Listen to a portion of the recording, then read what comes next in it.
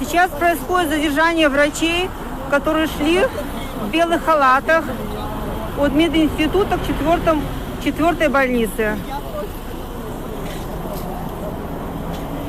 Они все врачи, это гарантия 10, не знаю, 200%.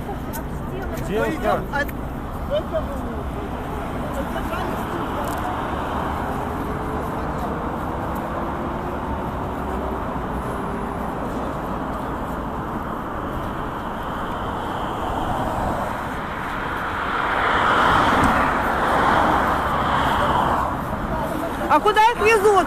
Скажите, пожалуйста, куда их везут? Реальные роды. Куда их везут? Здесь, допустим, не поедете с нами. Куда везут? Я хочу, мы шли все вместе. Врачей везут в Московское РУВД. Задержанных врачей везут в Московское РУВД. Задержаны Маркелов. Кто еще задержан? Кто знает?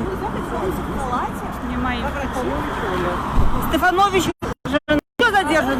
Я врач психотерапевт. Университет, где угодно. Присаживайтесь.